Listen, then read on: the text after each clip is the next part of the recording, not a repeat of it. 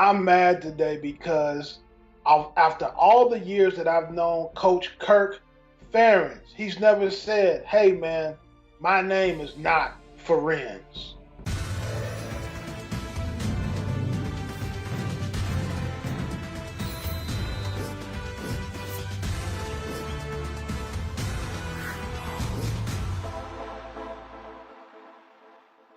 Welcome into College Football Today. I'm Emily Proud. He's the coach, Carl Reed. You just heard why he's mad. We'll talk a little bit more about that in a second, but it would make me so happy if you would hit the like button on this video. Our goal is to get to 100 likes by the end of the hour, so go ahead and smash it. Also, subscribe to the channel. We'd love to hear your questions in the chat, your comments, and the only way we can do that is if you are subscribed. Carl, now this kind of stemmed from a conversation about Iowa and really more about Brian Ferentz, his son, and the offensive coordinator there. But now that you know that you may have been mispronouncing your old buddy's name, what are the chances that you're going to reach out to him just to clarify? You're going to be the one now.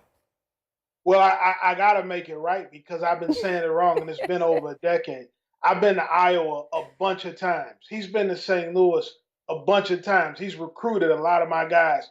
And it's a guy, Michael Burke. He goes by Iowa Hawks on Twitter, DM me, and he said, you got a great show, but that ain't how you say his name. And me and him almost got in an argument because I'm like, no, I've known this guy, I'm sure, a lot longer than you have, but he's telling me I'm wrong. One of our producers said that I was wrong in the pronouncing his name. Coach, my bad. I'll never mess it up again. But you could have easily corrected me. You could have said, hey, Reed, that ain't my name, bro. And we could have got it right. I love it. We got a comment here saying that Ferentz is the guy that doesn't tell you that you have something in your teeth. I do think, though, and while that's a great friend to have, obviously he probably wanted your kids, right? He wanted your recruits, and so he would just smile and nod and say, yes, Carl, this is correct. But what I love, too, is when we had this conversation the other day, our friend Brandon Marcello was on the show, and he assumed, oh, my gosh, Carl knows him. He has to know. Maybe I've been saying it wrong. So now you've been second guessing, but we got it now. Kirk Ferentz, we good? We good. We all the way good. I'll never mess it up again. All right, let's start the show. Let's tell you what's on tap today. Some proposed rule changes to speed up the game of college football. There's actually one that the NFL doesn't even have, so we'll have more on that in a bit. We'll also tell you why teams are scoring the fewest points on average in over a decade. And our way too early Big Ten preview with a former Penn State quarterback joining the show, and I'm hearing that he's joining it right now. So welcome on to the show, Christian Hackenberg, again, the former Penn State quarterback, former second-round pick of the New York Jets. Also, Chris Singletary, our national recruiting analyst, is here, and so I've got to ask, we have a former recruiter and a former recruit. Chris, any interactions with Christian back in the day? It was very quick. Oh. It was, hey, what do you think about taking a visit, coming to Ann Arbor, seeing what we have to offer? And in this day and age, and being a personnel guy, you appreciate it. He had narrowed it down. He kind of had a focus on where he wanted to go. Obviously, we was talking about his head coach, Mickey Sullivan, who I'm sure was a guy that kind of helped narrow that focus in terms of not just collecting offers. So didn't get a chance to get him on campus to Ann Arbor. I think that's lucky for the people in State College, because I would have got into the MDN, Maize and Blue Deli, Mr. Spots. All that's better than the creamery up in State College. Ooh, Christian, your response. Yeah, hey man, I wish I gave him a little more of a chance now, hindsight 2020 with that sales pitch, but I tell you what, I'm happy where I ended up, but I have a ton of respect for that program up there and the way that they run things. So, respect's mutual. Unfortunately, I didn't get a chance to sign the letter of intent, headed up to Ann Arbor, chose for State College. But like I said, a lot of respect for that program. That's all right. We'll talk about both programs on the show today a little bit later. But first, guys, let's hit the news. Our first piece of news is actually, hey, look, it's Michigan. They begin spring practice today. So, step one towards securing a three-peat Big Ten title. But Christian, from your perspective, where fans just see 6 long months until games finally begin, what is this time like from a player perspective? It's really interesting because the other phase of this is the phase that they just got out of, which is winter workouts, which is usually what I call a program defining time. You really get to find out, what your core and what your DNA and what your foundation is.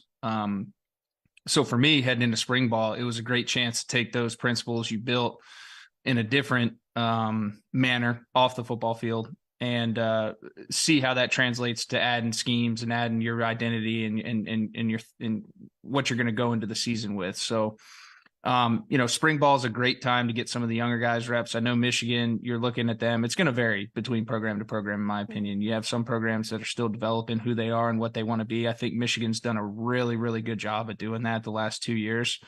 And I look forward to them to build on that, but also it's a great development time for them. So I'm going to be really interested to see some of the names that we may not be hearing about start making a name for themselves and start getting out there in the national media and in the spotlight, because it's a great opportunity for those folks. So for me, I think that it's a great transition, and heading into summer, it's a way to decompress, get out of that winter workout lull, and get ready for summer workouts and ultimately training camp. I think when you look at it from a coach perspective and a staff perspective, it's kind of unique this year. Michigan has two new guys. Chris Partridge is back as the linebacker coach. You also have Kirk Campbell, who's now the quarterback coach. So during the offseason, those guys were doing a few things. They were doing cut-ups. They were doing self-scout from an offense and defensive perspective, things they thought they did well, things that they thought they did not do well, things they wanted to improve on. I think now with Sharon Moore being named the offensive coordinator and completely having control of that offense is going to be huge to see what imprint he puts on it, not only from the run game, but more so now from the pass perspective. I'm really excited to see how they come out of it from spring ball with now Kirk Campbell working with JJ and the rest of the quarterbacks. What can he do to help him take the next step? We know he has an abundance of talent, but how much more can he do from a standpoint of being able to process the game, his reads from a coverage standpoint, and then what he may be able to bring from adding nuances to the pass game. And then also with Ron Bellamy as the receiver coach, being able to put his imprint on it. He was able to get Cornelius Johnson to come back to school. And then you got the two-headed monster in the backfield still. So the key with those two guys is you want to keep them healthy. You want to keep the two-headed monster healthy, give a lot of the young guys reps, also see what your mid-year kids can do. And then on the defensive side, Partridge has familiarity with the program, being a coordinator last year at Ole Miss, and then really getting to see what he can do in terms of putting his imprint on the defense, in particular with the linebacker group. So I'm excited. Football is in the air. I talked to some people up there. It's unseasonably warm, 50 degrees in Ann Arbor, so the football guys made sure that they could get outside on the first day of spring ball. Spring ball, one of the great things about it is getting an opportunity to see do you have any young guys that can contribute to the team this fall? Spots are won in the spring. When you're talking about a veteran team like Michigan who knows what their identity is, they know what they're going to do offensively and defensively, it's a great time to see if there's anybody else that can help the program other than the guys that we already know about. New coaches adjusting. Sharon Moore is promoted to the offensive coordinator spot, but he's been a mainstay as the offensive line coach. They'll continue to have a run-dominant identity, great play-action passing, and Jim Harbaugh is still going to be there to help assist heavily in the passing game, one of the best developers of quarterbacks in the country at that position. But a lot of young recruits don't know that you win your job in the spring. It's why we have so many mid-year enrollees now, because for guys to be able to play early, you have to be there for spring practice. That's when spots are won, and that's when guys are really getting a chance to develop, because when the fall comes, we just have to focus on winning football games. It's not a lot of trying out for spots anymore. So it's very important for young guys to have great springs. Though we are a long ways away from, taking snaps on the football field and playing some games, it is exciting that they are out on the practice field and getting ready for the season. All right, we got another piece of news item, guys. Could rule changes be coming to college football? Per Sports Illustrated, executives are recommending several clock rule changes to reduce plays for both safety and game length. You're looking at the 4 that are proposed right now. The first is, getting rid of consecutive timeouts. I think that's pretty self-explanatory. Also, no untimed down at the end of the first quarter and third quarter. Okay, let's talk about those second two, though. Those are the ones that are really stirring up quite the controversy now. The first one being the clock running after a first down inside 2 minutes. Carl, you read this. How would it change the way that coaches manage the game if that third rule goes into effect? It definitely would speed it up. I'm probably one of the guys that's going to say, get off my line here. I like football just the way it is. I love the clock stopping after first down.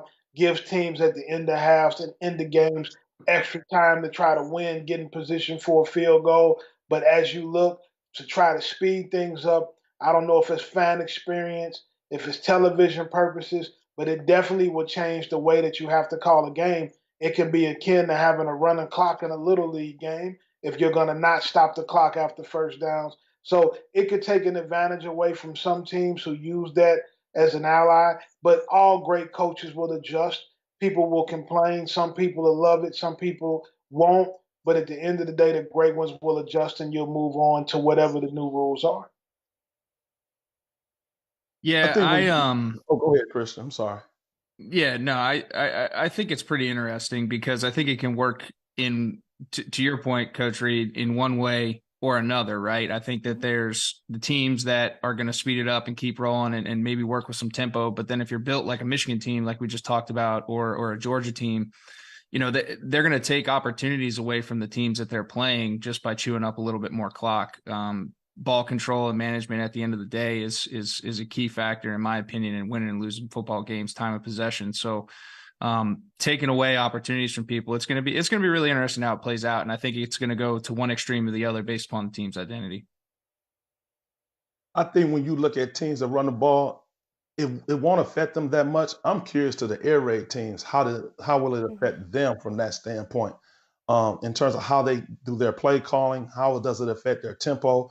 Whether they're going NASCAR, whether they're going jet tempo. I was fortunate enough to work with Rich Rodriguez, so I saw the opportunity of different tempos early on and how he was able to use those tempos to manipulate the clock, to manipulate defenses, to limit substitutions.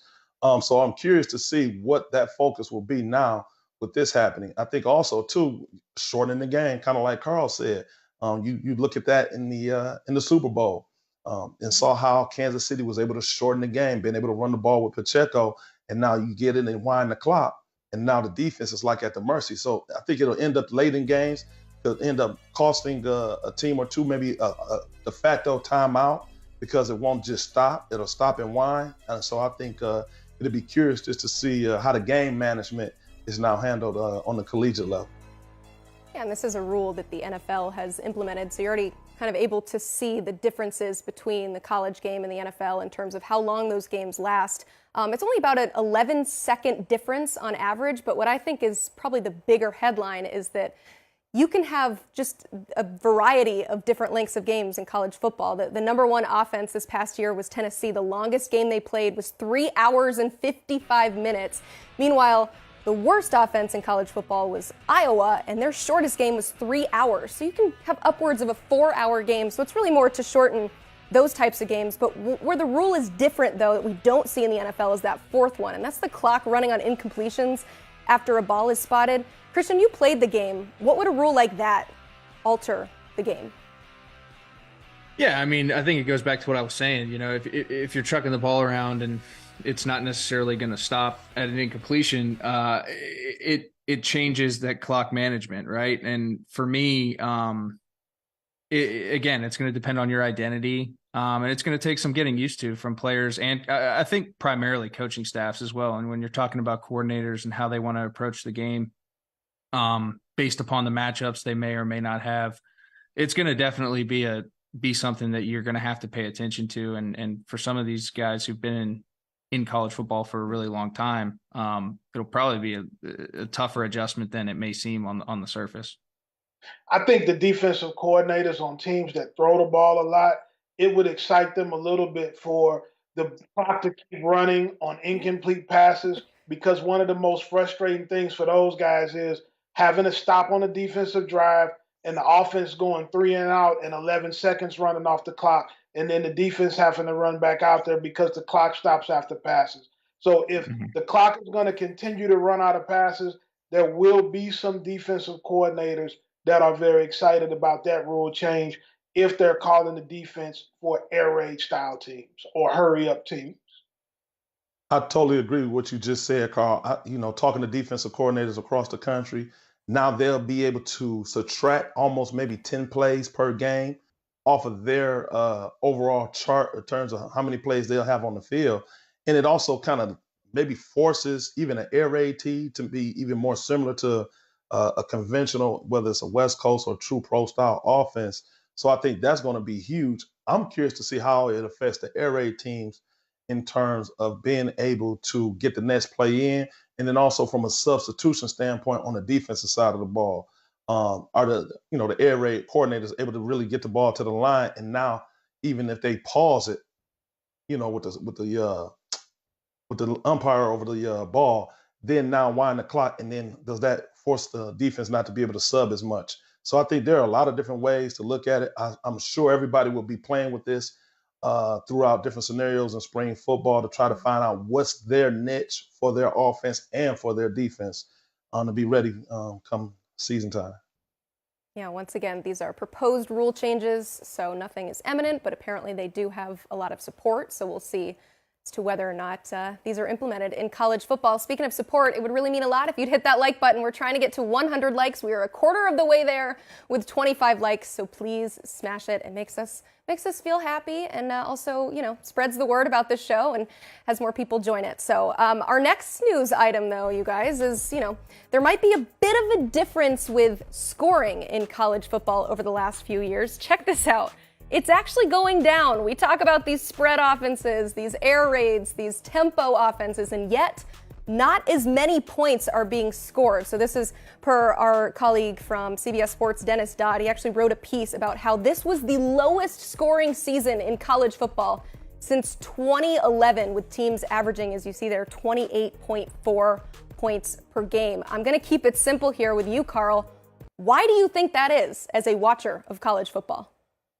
Two reasons for it. First, defenses have adjusted to the offense in recruiting and scheme. And so guys who were recruiting for systems such as Tampa 2, as quarters coverage, they've now started to recruit a lot of DBs, a lot of nickel guys, a lot of dime guys, money in star position, so they can defend these spread RPO offenses better. As exciting as offenses are, defenses have had to adjust with coverage, with personnel groupings, with different fronts, with different maneuvers that they're making on defense. So defensive coordinators have gotten better. That's one reason. The second reason is championship level football teams that are in the playoffs, teams that are winning their conferences, they understand that you have to run the ball. Fans want you to throw it all over the park. They want all of these points. But if you're going to play championship football, you must run the rock. You must involve your tailback in your offensive line. You may score less, but you may win more. We saw the University of Michigan do a number on teams pounding the rock, run game, and that makes a significant difference in the outcome of scores. I totally agree. I think when you look at what they've done from the standpoint of how you have to manipulate it, I think the defense has really become focused on this. I think guys are playing these offenses in high school. You see more teams are playing more 4-2-5 or sub packages. They're having exotic blitzes from that standpoint. So there's a complete understanding from the high school guys, once they get to college, how to play the spread formation, how to play air raid, how to play tempo, because now that's the new in vogue thing that they're starting to do all the way from Little League. And so now you're getting your pass rushers, and then you're taking really maybe one true linebacker. The rest of the linebackers are guys that can be able to play on third down and cover over the slot. And then you're taking a boatload of DBs. And what defensive coordinators are also figured out is how to become more exotic with their blitzes and their pressures, change up the coverages. And then the thing that's the flip side is the teams that actually can run the ball and pound you, now they're at the advantage because now they have going against a defense that is smaller, that is not able to stop the run in terms of being as stout or just being able to be as strong from a formational standpoint. So I think it's really has flipped from an ideology standpoint. And like Carl said, Fans love high-scoring games. Athletic directors love high-scoring games because the fans, the donors, everybody loves that. But when you watch championship football, at a point in time, you have to be able to run the ball and impose your will and have attrition set in. And we saw that even in the Super Bowl this year. And so I think that's where you look at it, and I think that's why defenses have caught up with the air raid scheme. Yeah, I don't want to beat a dead horse, but I completely agree with both of you guys. I think the defensive personnel and the ability to play in space and be multiple without changing personnels has been huge, and you're seeing a huge development in those key positions, the nickel, the safeties. Your safeties can play in the box, they can cover, they can do it all. And another element to this, at least offensively, when you talk about the evolution of the RPO system and what type of binds that put the defense in, has been the defense's ability to then change that pre-snap to post-snap picture quickly. Confuses the quarterback, confuses the read, and forces those 50-50 gray area decisions that they talk about. And depending on what the system is, that can slow that offense down. If you throw different pictures at them, it takes a longer period of time to them adjust throughout the game to really feel what that individual player, what that individual key is going to be doing. So I think that's been a big development. And then just in relation to the overall scoring, 4 yards in a cloud of dust wins you a lot of football games. Turn around, hand it off, and keep getting first downs. It's a foundation of the game, and I'm a big proponent of that old school mentality. So, to both of y'all's point, the teams that are consistently competing have a great identity, a great ability to run the football, and then they take advantage of that and build upon that. So, maybe that does slow down the explosives. Maybe you're not seeing them chuck it all around the yard, but at the end of the day, you're seeing good quality ball by a lot of these coordinators and a lot of these teams. Okay, that being said, though, look at these star running backs, obviously winning college football playoff titles, if not getting to the college football playoffs. So clearly running the ball is working, but I want to point out something that you guys mentioned in terms of, selling tickets and getting fans excited and lots of points and passing the ball. This is actually the highest percentage of passes that we've seen since 2007. 46% of plays were pass plays, which is the second highest of all time. So I'll ask you this, Chris. What do these numbers suggest about the theory that we're all talking about, which is more passes equal more points? I think it does on the front end in terms of the high-scoring games, but I think when you get down to those close games, those games that are those championship-level games where you're playing competition that's very comparable, that's where you have to be able to run the ball. But I think when you also look at the skill, and from a high school perspective, when you're looking at the talent level, you've got a bunch of DBs, you have tons of receivers, you have quarterbacks that are throwing the ball all around the lot. They're even more efficient and ready to play at the collegiate level. And a lot of the offenses that they're coming to play in have some form of similarity to what they've played in high school. And so I think the learning curve is a lot easier from that standpoint. That allows them to be able to come in and play and to chuck the ball all over. You look at Tennessee this year, like you talked about earlier, their longest game was 3 hours and 51 minutes, but they also had a tremendous scheme and concept. They hit lightning in the bottle with Hendon Hooker, and they had tremendous success that they haven't seen down there in Knoxville in a while. Yeah, and I think on top of that as well is that the increase in passes has become an extension of the run game for a lot of these systems. The ability to throw those bubble screens if you have an apex defender kind of in a bind where he's trying to play both the run support, outside gap run support, and then also understand that he has pass coverage responsibilities. So you're seeing an increase in passes, but they're not necessarily meant to be explosives. They're meant to be an extension of the run game. And if they happen to be explosive, that's great. You got a Jimmy or a Joe who's better than the other guys. So for me, there's that balance. There's those teams that may not be built as physically up front to be able to be imposing even against a heavier box. They leverage the passing game to spread the defense out and then be able to knife in some runs in between there and take advantage of that. So for me, that's why you may see that discrepancy in the increase of passes, but the lower scoring, it's not explosive. It's not back in the day where you're pounding the rock and then working big play action, explosive type shots with deep overs and posts and things like that. That still happens. Don't get me wrong.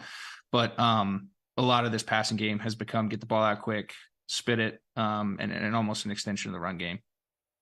Just because you throw it a lot doesn't mean you're good at it either. I can guarantee you, if you looked across the country, there's way more good tailbacks than there is good quarterbacks. It's really hard to play the quarterback position.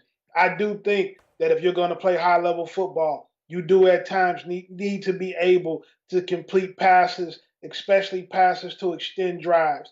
But any guy that plays on the defensive side of the ball will tell you what he hates is playing a team with an offensive line that can impose their will on you, that can move another man off of his spot. And when you have big time running backs running the ball downhill, it really, really wears on a defensive team. It can really, really attack their morale, and it's very, very tough to defend. Most guys that play football would prefer to do it in helmets and shorts. But if you can really get great at being a physical team and pushing people off the ball, you're going to have a chance to win some games that other guys don't have.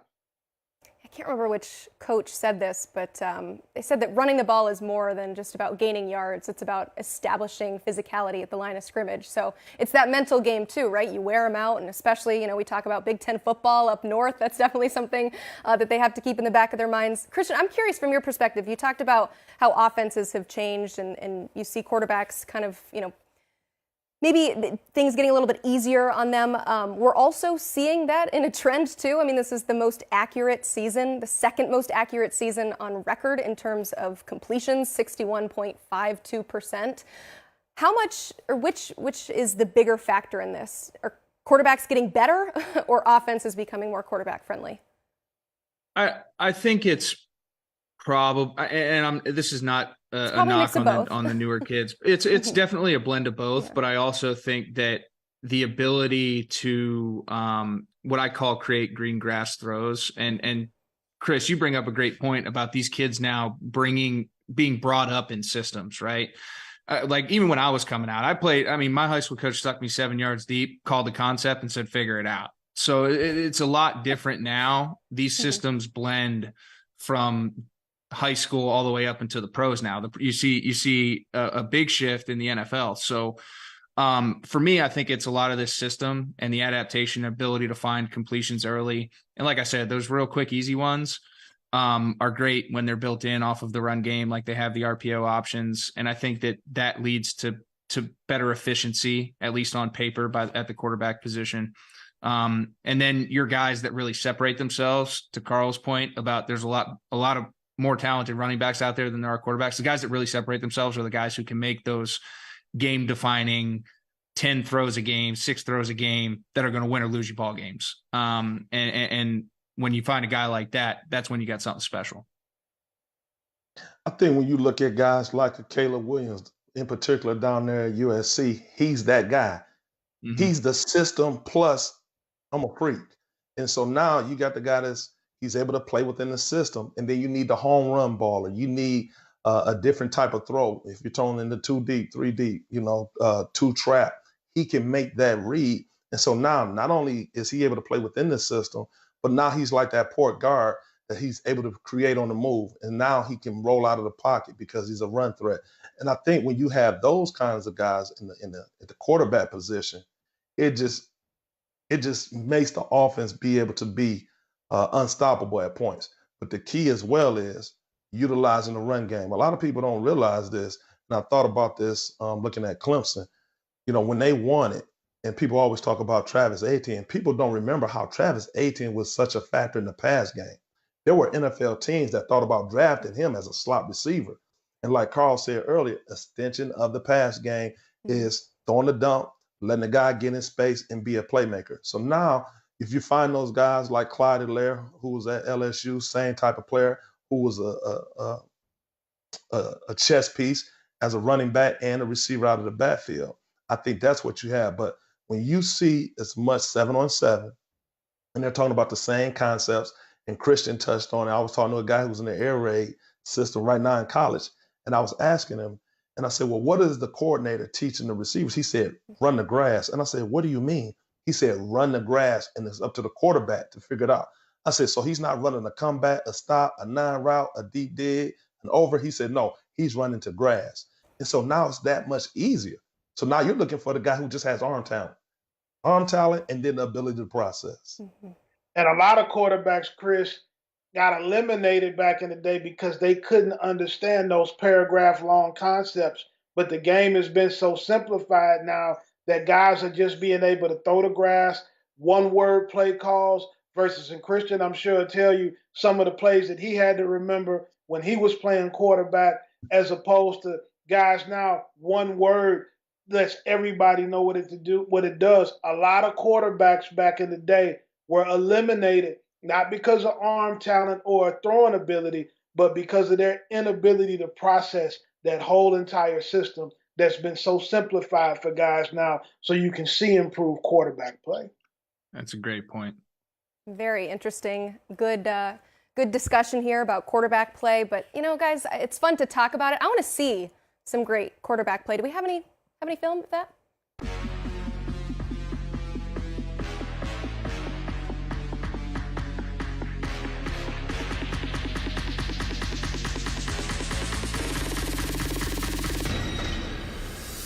Here's Hackenberg.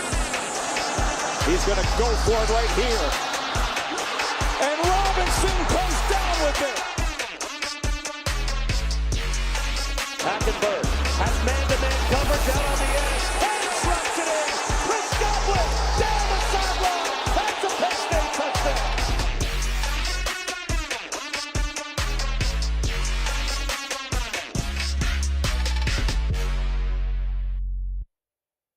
I mean, come on, we had to show some highlights when he's on the show. Christian, that was awesome, by the way. And if anybody liked what they saw, go ahead and like that video, please. We would love to get to 100 likes.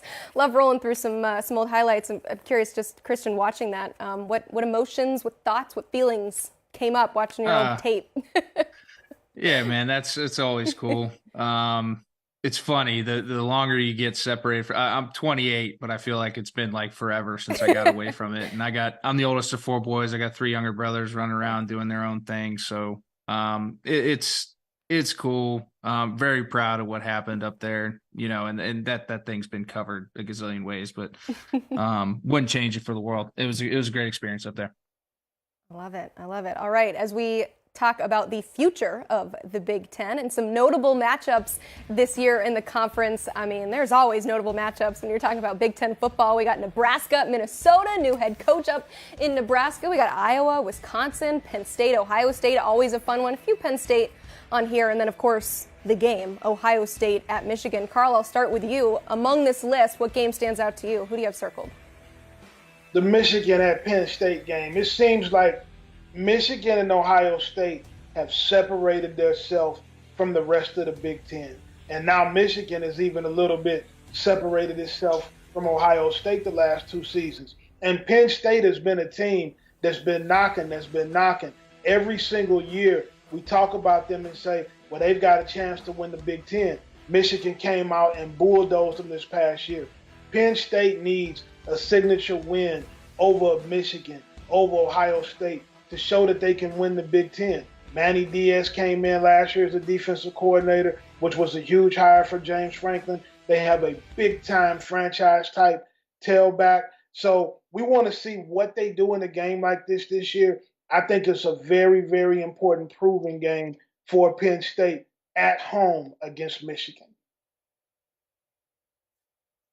Yeah, I have the Ohio State game circled, and I think you make some great points, Carl. And realistically, Penn State was the first ones to kind of broach that gap between Ohio State and the rest of the pack back when they won the Big Ten in 2016, and they weren't able to continue that momentum forward. They took a few steps back, and to your point, they haven't been able to consistently beat the big dogs. And then Michigan, the last 2 years, has come out and beat the dog in the Big Ten in Ohio State back-to-back years, and something they haven't done in a really long time. So it's kind of a tale of 2 different teams, and that's why I think for Penn State to be able to get back into that picture, they have to beat an Ohio State or even a Michigan, either one of those games, and then hopefully those 3 teams keep beating themselves up, and we'll see how it shakes out. But that bottom tier, that whole bracket there are games that you're definitely going to watch if you're a Big Ten fan, because ultimately it's going to show who's going to represent the East in the Big Ten championship game.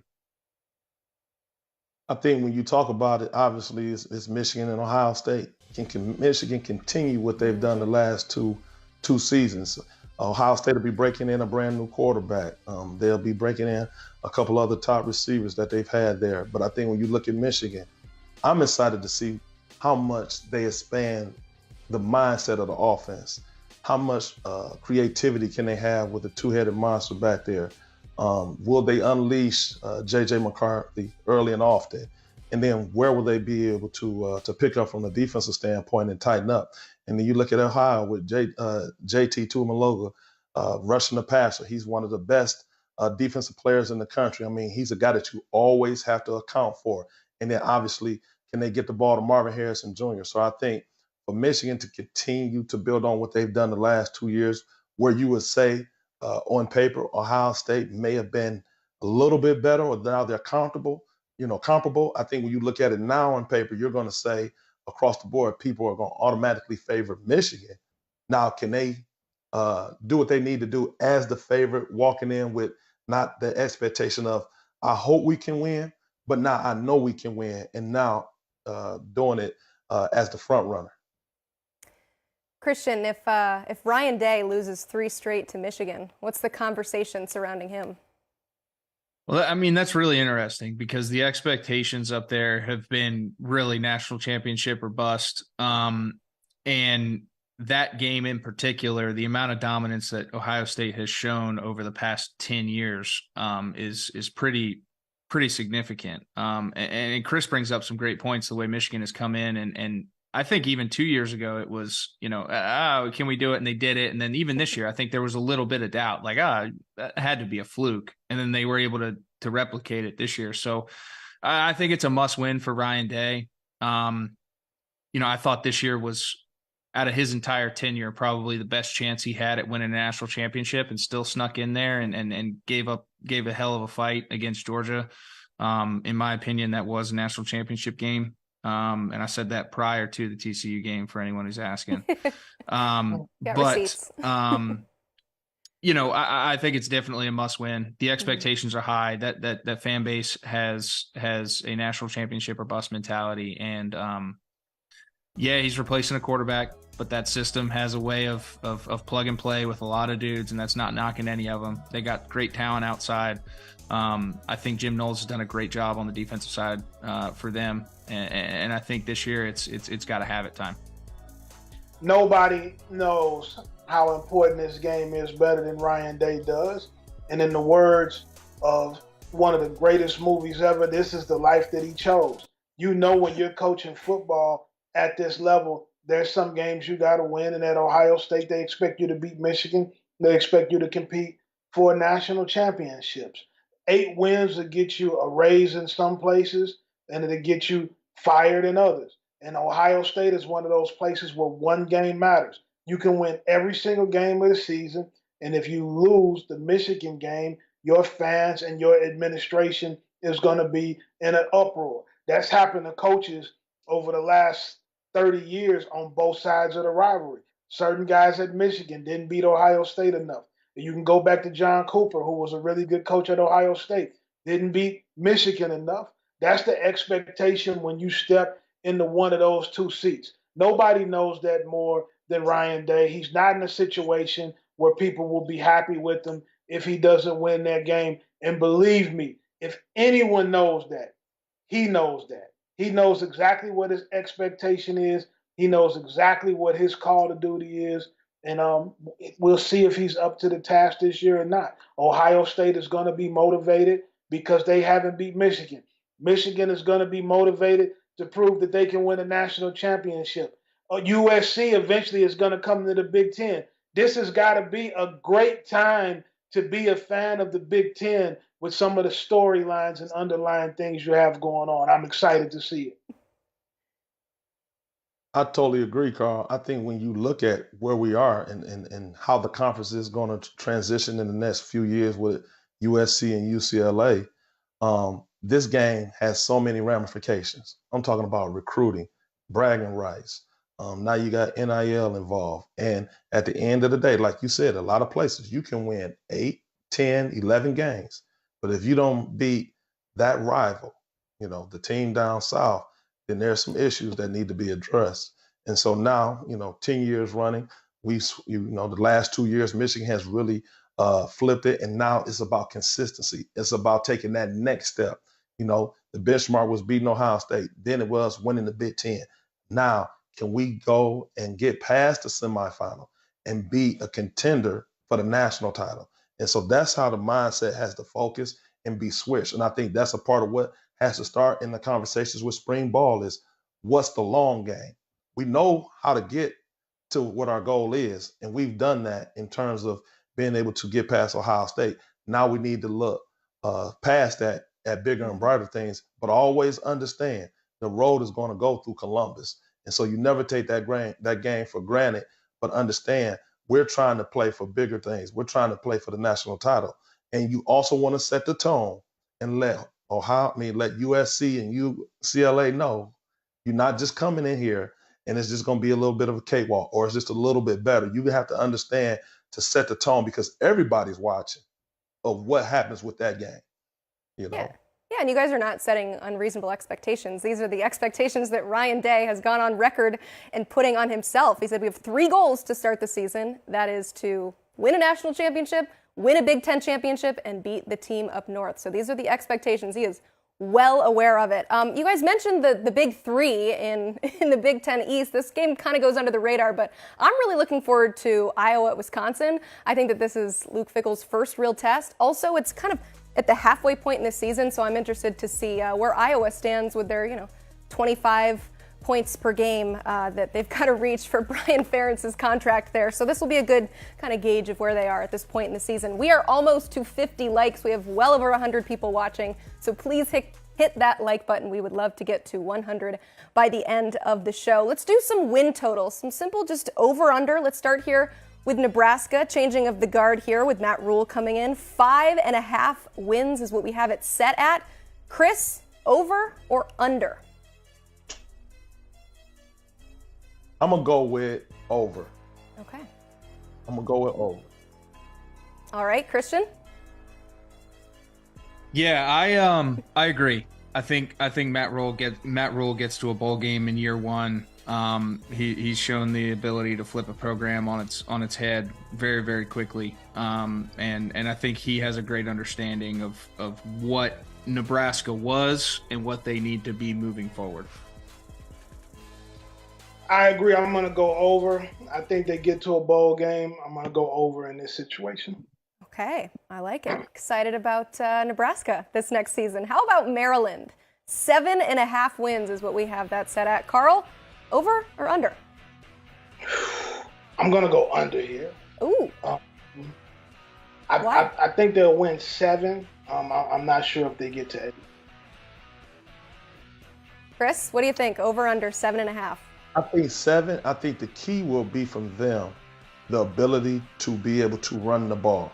They got a proven quarterback, and I think they'll be able to score some points. But at the end of the day, can you run the ball? And then how well will the defense be? They lost a lot of coaches in terms of this past year. So, new offensive coordinator.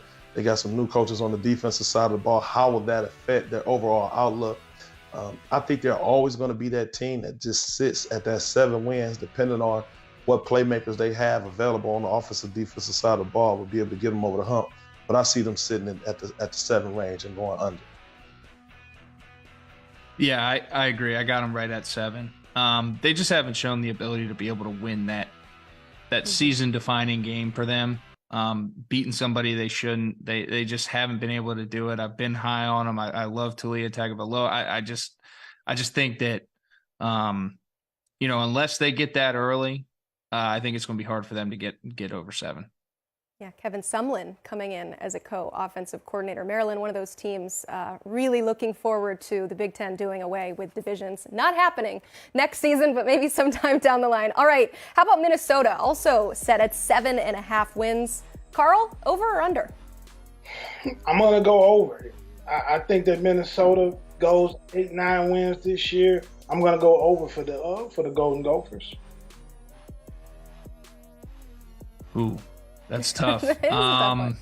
That is tough because I think you're losing some production in the backfield there. I like the young kid they had. I thought he got a lot of great reps at quarterback last year. But I'll say I got him at eight wins, so I'll go over with this one. I'm going over. I think when you look at what PJ Fleck has done in the Twin Cities from a mentality standpoint, they understand who they are. They are okay being who they are. They are going to run the ball. They're going to be a team that plays stingy defense. And when you get to Minneapolis late part of the season, they always find a way to get 1 or 2 wins that they shouldn't. So I'm going to ride with them going over. All right, guys, when we do these conference previews, we like to have a Make the Case segment. Last week, we talked about making the case for Georgia being dethroned. I put the premise up there that doesn't necessarily mean that you believe that they will be dethroned in the SEC, but ultimately, it is your job as college football analyst to make the case. So let's start with Christian here because I think he actually truly believes this one. Make the case for why Penn State will be playing in the Big Ten Championship as the East champ. Yeah, it's going to be interesting. I think the way that they were able to run the football last year was huge. I think that was the biggest thing that handcuffed Clifford from a consistency standpoint throughout his career. And last year they finally got it. I want to give a big tip of the cap to the way that they developed Drew Allar. I think getting him those reps last year was really valuable. And I think seeing how they can make the offense his this year and how quickly they can transition into that is going to be a big factor as well, because at the end of the day, to be a national championship contender, and that's what you are if you win the Big Ten as a national championship contender. To be that, you need somebody pulling the trigger who can be a difference maker. And I think the kid's got the potential to do it. And then defensively, I think they need to continue to build on what they did last year, play fast, play aggressive, play in space, and create turnovers. But ultimately, I think it comes down to those 3 things. I think it comes down to the offensive line, their ability to run the football and continue that mindset that really hasn't evaded Penn State in its history, and has for the past few years, really since Saquon. Getting back to that, Drew having a hell of a start to the year and really being able to ride that high throughout the rest of the season, and then the defense being able to take away the football on a consistent basis and play fast.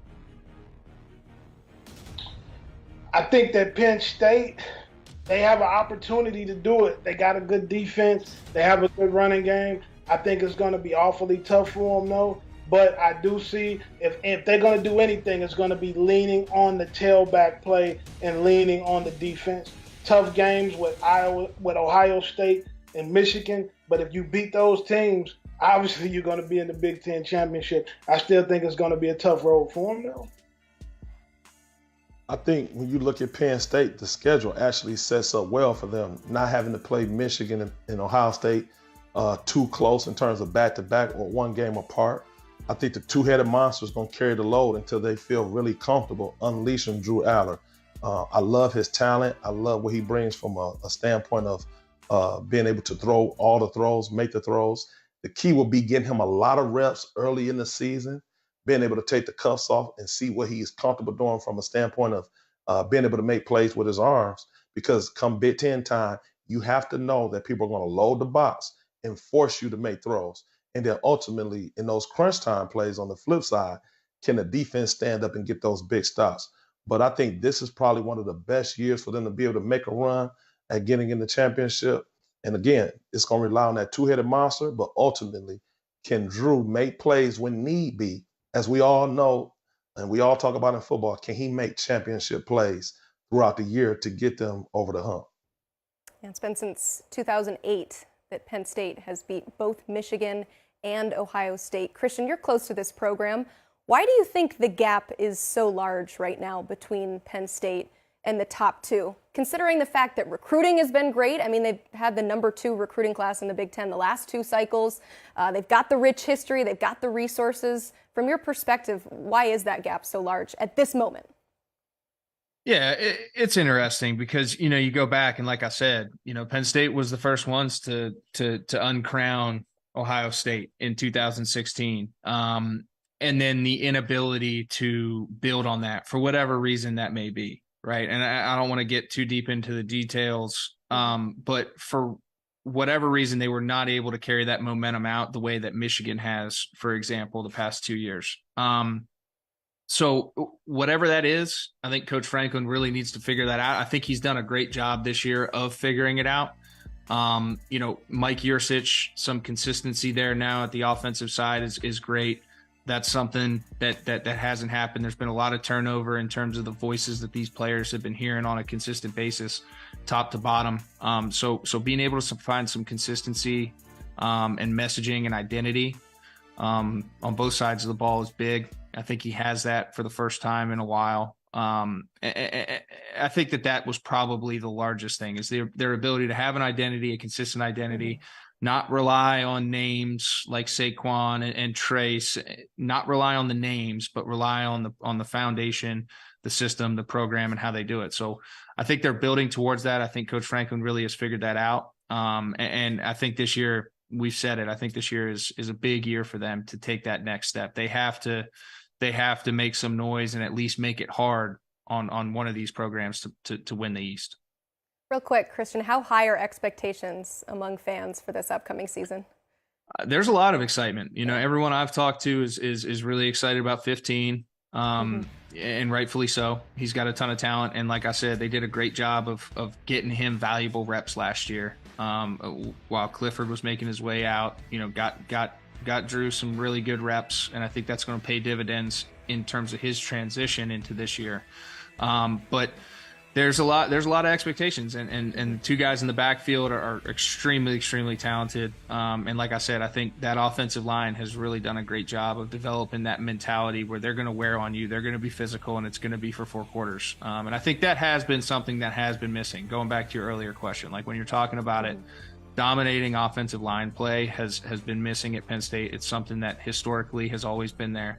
And I think they're starting to turn that corner. If they can get all those 3 things working in the right way, like you said, from a recruiting standpoint, from a talent standpoint, they're there. They just have to get the right mixture.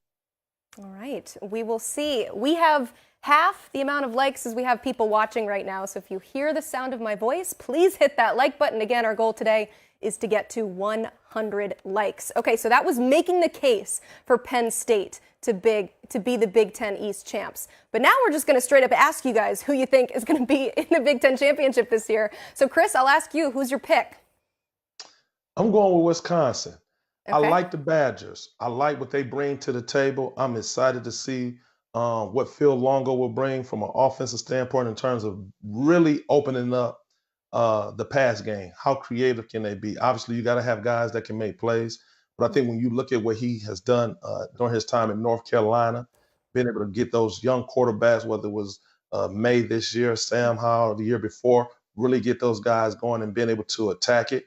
And people don't really realize they ran the ball really well as also with Javonte Williams, who's now in the NFL. So he understands how to utilize the pass game and the run game at the highest level. I think they'll have, obviously, they have that tradition. Wisconsin, if you're in the Midwest and you watch Big Ten football and grew up around it, they are who they are.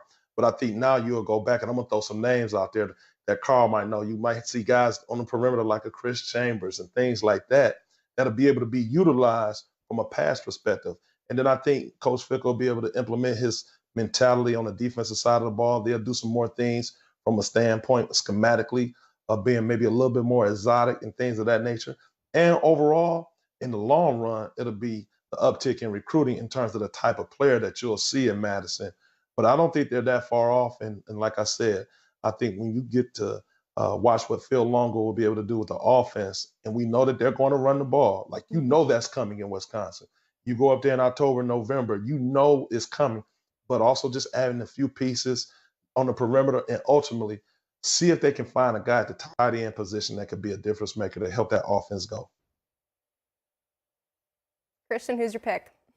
So I got Ohio State on the East. May come as a surprise. I like I said, I think Michigan is turning the corner. I think they've done a great job of competing, but at the end of the day, I got to give credit where credit's due, and it's been consistent. So I got Ohio State on the East, and then I agree with Chris. I got Wisconsin on the West. I'm excited about Fickle. I'm excited about Longo, and most importantly, I'm excited about Tanner Mordecai bringing a little bit more explosion at the quarterback position on a consistent basis than they've had in the past. So I look for Fickle to be able to turn that ship around. I think when you look at the roster, it probably needed the least amount of repair of all the other teams on the West. When you bring in a certain type of identity that Fickle had, it meshed really well. So I got Wisconsin, Ohio State in the Big Ten championship game. Guys, I'm going to go with Michigan and Iowa. I think that Michigan comes out of their side again. I think Cade McNamara going to Iowa as a quarterback, I think that everybody knows what they need to improve offensively. And I think that they're motivated. I think they have a coach who's played in the Big Ten championship a bunch of times. I think Iowa regroups offensively and they make their way into the Big Ten title game. Carl, I agree. For all that we talk about Brian Ferentz and his offense and, the crazy contract with, having to do 25 points a game and 7. Look at the quarterbacks that he's worked with. It's mainly been Spencer Petras and Nate Stanley. And so finally you get a guy like Cade McNamara. I'm excited to see what he can do. You also bring in Eric All, who you talk about the tight end element. That's going to help them a lot. Also, if you look at their games last year, if Iowa just would have scored 11 points in 2 games, they would have 2 more wins. 11 points. That's got to happen this year, right? You got to think with the good quarterback play coming in and just everything that they've learned too with offense. I believe in Iowa too to make that next step to make it to a Big Ten title game. And yeah, I think Michigan beats Ohio State for the 3rd straight season. First time that would have happened since like 95, 96, and 97. So a lot of history happening. But yeah, Chris, I see the the helmets behind you. I was not even going to speak Michigan on it on that side of it. You didn't even need to say. We knew you were going to say. Yeah, but I assumed with Christian Carl, he might say Penn State. I'm saying now, Carl is trying to make up for what he talked about why he was mad. I do not believe this is Carl's real pick. Really, Carl is trying to get back in the good graces of the people down there in Iowa City. But you know what? When Kirk Ferentz has an older team, and we know what they're going to be on defense with Phil Parker, and they got those 4th and 5th year seniors, that's a hard place to play now. And they're stingy. And obviously having Cade, I got to bring some mobility out of the pocket, Eric Alls, to be able to couple with the run game. It'll be interesting, And then I understand why Christian could not pick Michigan. I understand it. I understand it. I got you. Carl, what do you have to say about that? On the set, so I get it. I keep all receipts, Chris, so we will be back here the week of the Big Ten title game. I don't forget anything. I keep all receipts. Yes. I didn't say they wouldn't, but I like it. See, but I know because they play to your heart because you love to run the ball. All right, guys, let's get to our college football today. Final takeaways. Carl, what's your takeaway from today's show? My biggest takeaway is that Christian kind of blew me when he felt like Ohio State was going to win over Michigan this year. That's something that I wasn't expecting to hear. So I'm excited to see what happens in that game as always. And like I just told Chris, we'll be back to see if he was right. Chris, what's your takeaway? I'm really curious to see how offenses and defense, if the time changes in the ball stoppage and winding the clock really becomes truly in effect, how does it change offensive and defensive philosophy in terms of play calling, and really be able to implement different things in terms of schematically and also game management? How does it change a defensive coordinator, offensive coordinator's philosophy, and ultimately the decision that a head coach will make? Christian, what's your final takeaway? Yeah, I think obviously I made my choices and I've showed my hands here, but I do think that the East, for the first time in a long time, has 3 legitimate contenders in it, and I'm really excited to see how that shakes out. And as well, I think the West has done a great job of hiring some guys and getting some key players with the transfer portal and the way they can get talent in there and turn a roster over quick. I think the West is going to be a lot more competitive than people think as well. So I'm just excited overall at the overall competition level. I don't think there's going to be a lot of disparity between Team A, Team B, and Team C in the East. And I think, likewise on the West. So from a takeaway standpoint, I'm really excited to see how the Big Ten shakes out.